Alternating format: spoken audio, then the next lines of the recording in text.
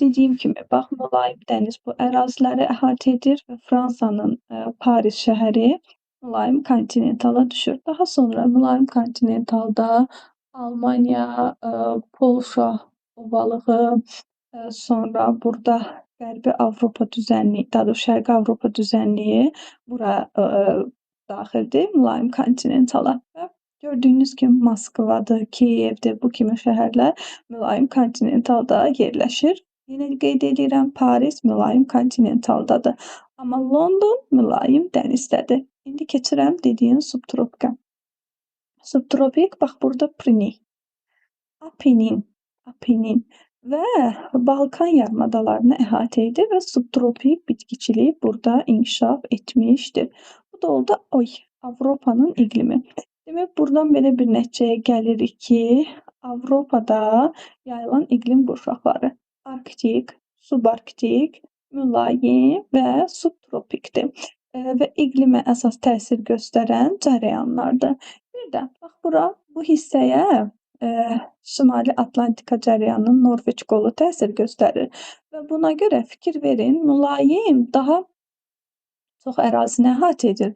Əslində bu yer subtropik olmalı, subarktik olmalı idi, bax bu hissə. Amma bu cərəyanlar təsir etdiyi üçün subarktik yuxarı çəkilib. Və bir şey də yadınızda saxlayın, bax bu İslandiya tamamilə subarktikdə yerləşir. Yəni 2 iqlimdə filan yerləşmir. Bir də bura baxın, Qrenlandiya. Qrenlandiya adası 3 iqlim qurşağında yerləşir. Arktik, subarktik, birazcık da mülayim. Sonra Novaya Zemlya adası fikir verin. Şimalı arktik, cənubu isə subarktikdə yerləşir. Digər Asiyanın iqlimi. Asiyada şimaldan cənuba doğru geniş məsafədə uzanıb, ona görə də şimal yarımkürəsində bütün iqlim qurşaqlarında yerləşir. Sonra bu Asiyanın elə bir geniş quru ərazi Asiyanın mərkəzi hissəsində iqlimin kontinentallığına səbəb olub. Deməli, Asiyanın şimalında iqlimə daimi küləklərdən şimal-şərq, cənub-qərb hissəsində isə passat küləklərinin təsiri göstərsə də iqlimin formalaşmasında daha çox mövsümi küləklər təsir eləyir. Sonra cənub-şərq, bir də Şərqi Asiyanın sahilləri üçün yay aylarında bol yağıntı ilə seçilən mussonlar da aid eləmək olar. Asiyada məsələn arktik iqlim qurşağı yayılıb ki, deməli burada hava quru olur, il boyu da soyuq olur. Bu əsasən arktik iqlim qurşağı Şimal Buzlu Okeanı əhatə eləyib. Şimal-şərq küləkləri ilə il ərzində materikə doğru Şimal Buzlu Okeandan əsir, amma okeanın səthi buzla örtülü olduğundan yağıntı bura düşmür. Çünki onun səthində buxarlanma getmir ona görə. Sonra subarktik iqlim qurşağı var ki, bu da arktikdə mülayim hava kütlələri növbəsi ilə olub. Əsasən Asiyanın cənub hissələrini əhatə eləyir. Burada hava deməli qış çox sərt soyuq keçir. Burada ən soyuq yer Oymyokondur, -72 dərəcə Selsidir. Sonra mülayim iqlim qurşağı var ki, Asiyanın daha çox mülayim iqlim qurşağı əhatə eləyir. Burada deməli mülayim kontinentaldan kəskin kontinental vilayətlər formalaşıb. Burada deməli yay çox isti olur, qışda sərt olur. Şaxtalar bütün qış boyunca davam eləyir demək olar ki, temperaturda -50 dərəcə Selsidən aşağı düşmür.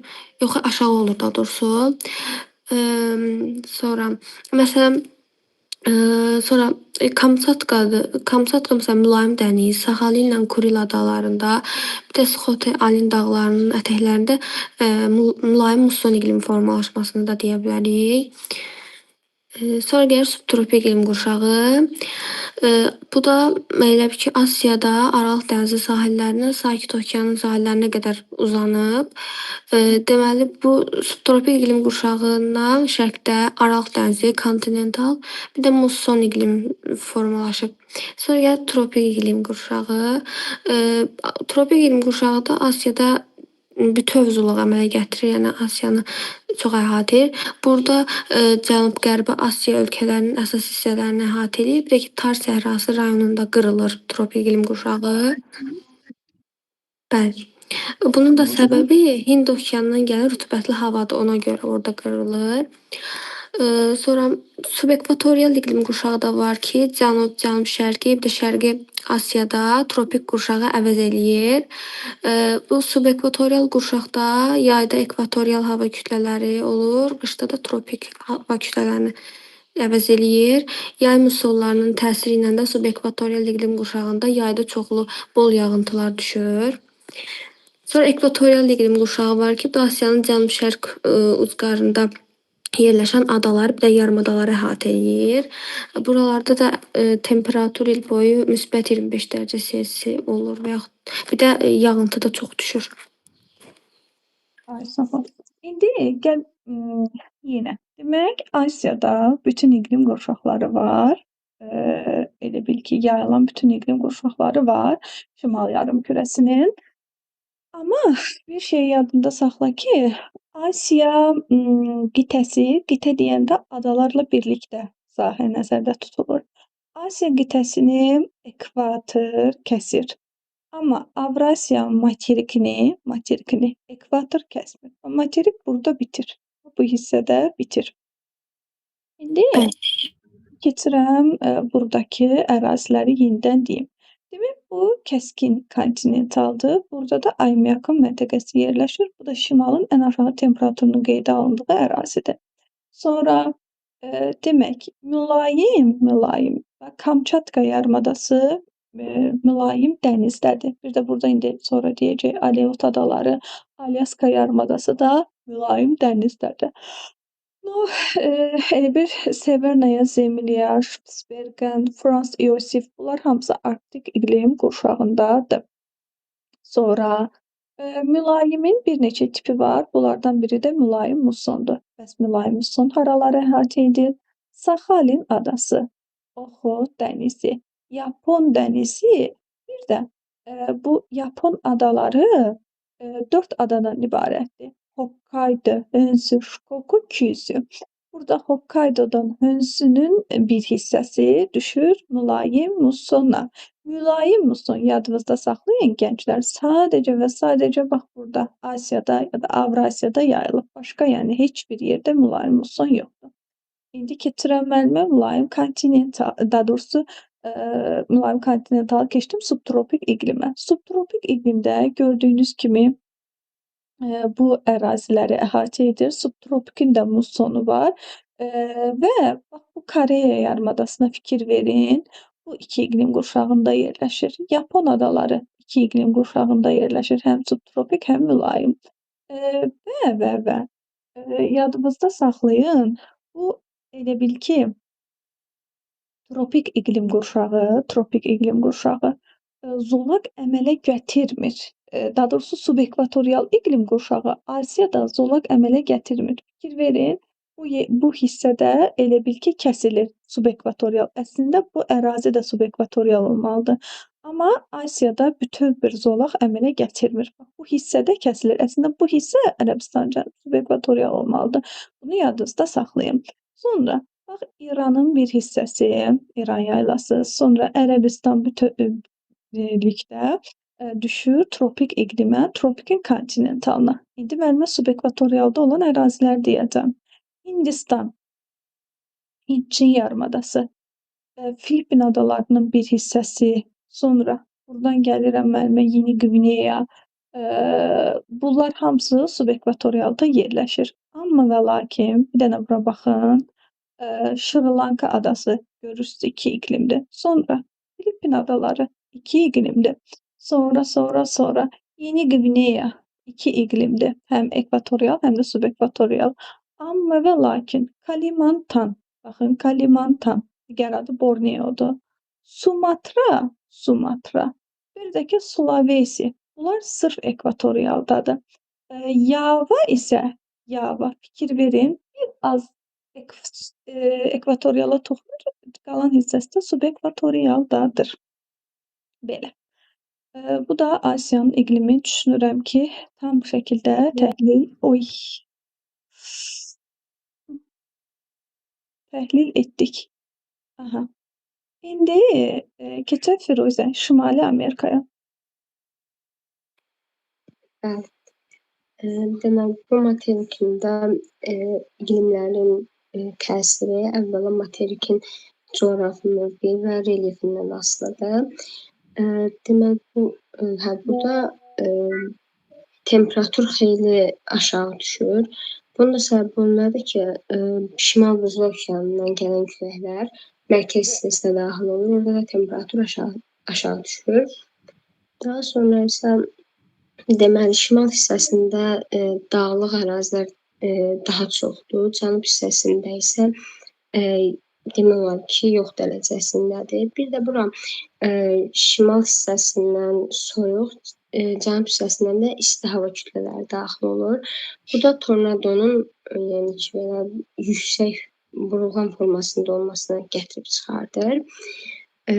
Daha sonra isə materikin qərb hissəsində də Sakit okeanla həmsərhəd olan dağlıq ərazilər var idi ki, bu da elə yəni ki, hava kütlələrinin materikə rahat daxil olmasına gətirib çıxardır. Daha sonra isə deməli tropik enliklərdən daha çox isti və rütubətli hava daxil olur. Bu da bu ərazilərə yağıntının daha çox düşməyini gətirib çıxardır. Daha sonra isə bir də materikin deməli Labrador cərəyanı da təsir göstərir. Daha sonra deməli Alyaska və Şimal yəni Sakit okean qərb sahilindən daxil olurlar və temperaturun miqdarını bu zaman artırır. Yəni ki, bunlar vasitəsilə. Daha sonra isə deyə bilərik ki, Şimal Amerika, yəni ki, bir dənə ekvatorial iqlim qurşağından başqa, Şimal yarımkürəsində bütün iqlim qurşaqları burada yerləşir. Və müvafiq olaraq da buradan, yəni ki, şimaldan cənuba doğru uzanır. Sonra bir də Hudson və Meksika körfəzlərindən də, yəni ki, şimaldan və yaxud qurudan yəni ki, içlərinə daxil ola bilirlər bu materikin. Bu da elə temperaturda xeyli dəyişikliyə gətirib çıxardır. Bir də ki, burada hava toqquşması, yəni küləklərin toqquşması nəticəsində deməli yağıntılara bu xüsusilə təsir göstərir, yağıntıların yəni paylanmasında. Bir də Kordilyer dağları da burada var. Bu da elə bu ərazinin yamacına doğru daha belə bol yağıntılı düşməyini gətirib çıxardır. Sağ ol. Demək, keçək yenə Şimali Amerikaya. Bax, bütün Kanada Arktika arxipelagındakı adaların əksəriyyəti düşür Arktika. Sonra gəlirik subarktik. Baxın, burada Alyaska ştatı var. Alyaska ştatı arktik, subarktik və mülayimdə yerləşir. Amma Alyaska yarımadası və Aleut adaları bax burada mülayim də yerləşir, mülayim dənizdə. Bura mülayim kontinentaldır. Bu göllər ətrafı var, beşlik. Bax, bura kəskin kontinentaldır. Burada isə yenidən mülayim dəniz başlayır. Sonra gəlirəm subtropik. Subtropikdə baxın, bu hissələr Aralıq dənizi. Bu hissəsi kəskin kontinental. Bu hissəsi isə bir kontinental subtropik. Bu hissədə isə mussondur. Subtropikin musson tipidir. Sonra gəlirəm cənuba. Bax, burada Kaliforniya yarımadası tropik kontinentaldır. Amma Yukatandır, Floridadır, Kuba, Haiti, Yamayka, Puerto Rico buradakı adaların hamısı tropik dəniz iqlimində yerləşir. Buradan belə bir nəticəyə gəlirik ki, Şimali Amerika materikində ekvatorial iqlim yoxdur. Şimali Amerika materikində ekvatorial iqlim yoxdur. Davam edək Fatimə, Cənubi Amerika. Aha, deməli, Cənubi Amerika materiki yerləşdiyi mövqeyə görə çox istilik alma qabiliyyətinə malikdir. Yəni, materikin üzərində müxtəlif enliklərdən gələn mülayim, tropik, ekvatorial hava kütlələri mövcuddur. Eyni zamanda iqlimə Ant dağlarının da böyük təsir göstərir. Materikin üz ərazisinə düşən yağıntılarda Atlantik okeanının da rolu böyükdür. Bir də Braziliya cərəyanı keçir materikin ərazisindən. Demək, ilk öncə ekvatorial iqlim qurşağı, hı. Bu əsasən bu iqlim qurşağını biz Amazon ovalığında görəcəyik. Buranın böyük bir hissəsini əhatə eləyir. Temperaturu bu ərazidə 24-26 dərəcə olur. Yağıntıları bərabər paylanır. Bu ərazi insan yaşaması üçün əlverişsiz olan bir ərazidir. Çünki bu yağıntılar çox axdığına görə burada bataqlıqlar yarana bilir. Sonra ekvatorial iqlim qurşağı, qurşağından şimalda və cənubda subekvatorial iqlim qurşağı yerləşir ki, bu qurşaq yayda rütubətli ekvatorial hava kütlələrinin, qışda isə quru hava kütlələrinin təsiri altında olur. Sonra tropik iqlim qurşağı yerləşir ki, bu da cənub subekvatorial qurşaqdan daha da cənub ərazidə yerləşir. Əsasən Braziliya yaylasının cənub-şərq rayonlarını, Sakit Okean sahillərini əhatə edir. Və bu qurşağın mərkəzində əsasən dəyişkən rütubətli, qərbində quru iqlim, bir də şərqində isə rütubətli iqlim müşahidə olunur. Burada şeydir, qurudur. Bax, bura dəyişkən rütubətlidir. Bu hissə çox rütubətlidir. Bir balaca yerlərində qarışıqlıq oldumu, yoxsa şərqi rütubətli, qərbi quru, mərkəzi dəyişkən rütubətli. Bu dərslikdə verilən məlumatdır. Aha. Cənubi Amerikada 30-40 dərəcə cənub enlikləri arasında subtropik iqlim qurşağı, materikin cənubunda isə mülayim iqlim qurşağı yerləşir. Sonra şərq hissəsində Atlantik Okean sahillərində iqlimin formalaşmasına Falkland cərəyanı təsir göstərir. Qaldı nəsə? Məsəl üçün, burada Atakama səhrası yaranır. Atakama səhrasının yaranmasının səbəbi nədir? Hansı cərəyandır? Soyuq Peru cərəyanı. Bax, burada dünyanın ən quraq səhrası sahəsi Atakama səhrası yaranır. Həmin səhranın yaranmasına səbəb soyuq Peru cərəyanıdır. Buradan belə bir nəticəyə gəlirik ki, Cənubi Amerikada ekvatorial, subekvatorial təkrarlanır. İqlimlərdə ekvatorial, subekvatorial, tropik, subtropik, bir də ki mülayimdir. Çilinin cənub-qərbinə, sadəcə Çilidə, Çilinin paytaxtı Santiagoda Aralıq dənizi iqlimi var. Bunu yadınızda saxlayın. Burada Patagoniya var. Patagoniyada da mülayim kontinental var.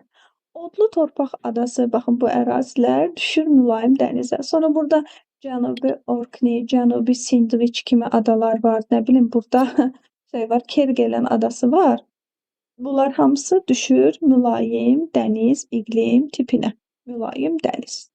İndi keçək, qaldı Afrika. Buyur Nigar. Afrika dünyanın ən isti materikidir. Çünki Afrikanın əksər hissəsi tropik qurşaqda Sağ ol, yerləşir. səbəb, nəticə dedin bizə. Bəli. Burada ən isti ayın orta temperaturu 20 dərəcə Selsidir. Ən soyuq ayın da orta temperaturu 10 dərəcə Selsidən aşağı olur. Sonra bu Afrika materikinin şimal hissəsi cənubda şimal hissəsi daha geniş, cənubuna nisbətən daha genişdir. Bunu da elə ki, ona görə də ki, burada quru kontinent şimal bir dəqiqə şey qatdım. Yox. Hətta şimal hissəsi daha genişdir Afrikanın. Genişdir də. Sonra burada Atlas dağları var ki, burada ən aşağı temperatur qeydə alınıb. Sonra Afrikada da dünyanın ən yüksək temperaturu da Tripolidə qeydə alınıb, müsbət 58 dərəcə. Sonra Afrikada əjdaha dağları, bir də Madagaskar adası var ki, bunların şərq yamacları çoxlu miqdarda yağıntı alır. Sonra bəzi cərəyanlar var ki, Bengal, Somali, Kanar kimi soyuq cərəyanlar var ki, bunlar elə ki, iqlimin kontinental yox, sahilboyu ərazilərdə quru iqlimin formalaşması səbəb olub. Sonra Afrikada ekvatorial iqlim qurşağı var ki, əsasən mərkəzi hissəsində yerləşir. Bu qurşaq Konqo çökəkliyi ilə Qvineya körfəzi sahələrini əhatə eləyir. Gviana dedin, ürəyim çıxdı. Hə, Gviana daha doğrusu. Gviana burdadır. Bəli. Aha, bax burada. Bəli. Sonra Qvineya körfəzinin şimal-şərqində Kameron vulkanı yamacında hardasa 10.000 millimetrdən artıq yağıntı bura düşür. Sonra düşür. Bu ərazilərdə səpələnən günəş radiasiyası üstündə. Çünki buludluq yüksək olub ona görə. Sonra ekvatorial qurşaqdan sonra tropik gəlir ki, bu da Afrikada geniş sahə tutub. Şimalda kontinental səhra, cənub-şərqində də rütubətli olur. Sonra böyük səhra var ki, Afrikada. Bunun cənubunda səhra, bir də savanna zonaları arasında yerləşən hissə sahil adlanır. Sahil adlanır. Bəli. Aha. Bura üçün mövsümi rütubətlənmə əsasən səciyyələnir. Bəzən yağışlı dövrlər də olur ki, burada yağıntı düşmür. Buna görə də quraq adlanır. Sonra subtropik iqlim qurşağı var ki, Afrikanın şimalında Aral dənizi sahilləri, bir də materikin cənub hissəsini əhatə eləyir subtropik iqlim qurşağı. Neçə tipi var Elçin? Subtropik iqlim qurşağının deməli 2 tipi var. Aralıq dənizi, bir də bərabər yağıntılı. Bu qurşaqda fəsillər daha aydın nəzərə çarpır. Deməli şimalda deyək ki, Aralıq dənizidir, cənubda da daha doğrusu cənub-şərqində bərabər yağıntılı iqlim vilayəti. Qurtardım. Tamamilə doğru. Başqa əlavə edəcəyim bir şey yoxdur. Sadəcə bura bax, Madagaskar adası 2 iqlim qurşağında yerləşir. Bu subekvatorial, bir də ki subtropik, daha doğrusu subekvatorial, bir də ki tropik iqlim qurşağında yerləşir. Sonra burada başqa da bir deyəcəm. Bir də bax ekvatorial iqlim burada kəsilir. Kəsilməsinə səbəb də hündürlüyün artmasıdır. Bəli. Son olaraq bu cıqqılı Avstraliyaya baxaq. Buyur Firuzə. Deməli, bu ərazidə mərkəzi hissəsi daha çox tropik iqlim qurşağına malikdir və bu əslində canlı orqanizm üçün də yəni ki, müsbət cəhət deyil, bitki örtüyü çox kasıbdır yəni. Bir də mərkəzi hissəsi okeanlardan çox uzaqda yerləşir. Bu da elə materikin daxilinə okeanların təsirini çətinləşdirir və az olmasına nəticələnir. Daha sonra isə qərb hissəsində deməli Avstraliya cərəyanının təsiri çox böyükdür. Elə bunun nəticəsində də qərb hissəsində daha çox səhralıq, yəni səhra əraziləri mövcud olur. Şərq hissəsinə də Avstraliya cərəyanları təsir göstərir. Bu da atmosfer yağıntılarının çox düşməsinə gətirib çıxardır və bitki örtüyü bu ərazidə, yəni Avstraliyanın şərq hissəsində daha zəngindir. Daha sonra isə deməli bura ən yüksək temperatur Darling çayının yəni ki, orta axında müşahidə olunmuşdur. Orta axarı. Müsbət 52 dərəcə Selsi. Qışda isə temperatur xeyli enir, hardasa -20 dərəcə Selsidə. Daha sonra bir də burada Sakit Okean, əslində Sakit Okeandan rütubətli hava daxil olmalıdır. Amma ki, böyük su ayırıcının, yəni bu silsilənin qarşısını alır deyə bu hava axını daxil ola bilmir materikə. Daha sonra isə ümumi olaraq şimaldan cənuba doğru cənub tropik, subtropik, bir də ki subekvatorial iqlim qurşağı xeyli artmışdır. Bir də ki Tasmaniya adasının aşağı, yəni cənub hissəsində mülayim iqlim qurşağı xeyli yəni ki var. Antarktida haqqında danışırmı? Danış, orada yəni. Aha.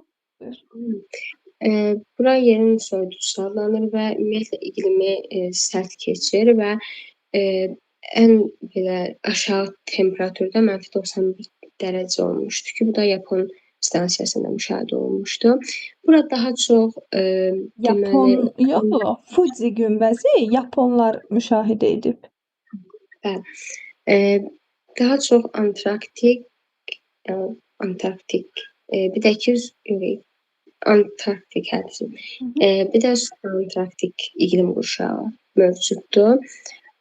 Və ümumi olaraq da yay aylarında -30, yay aylarında -30, digər, yəni iyun aylarında isə belə yəni ki, -89 dərəcə Selsi. Yəni yayda yanvar ayına düşür, qışda da iyun aylarına.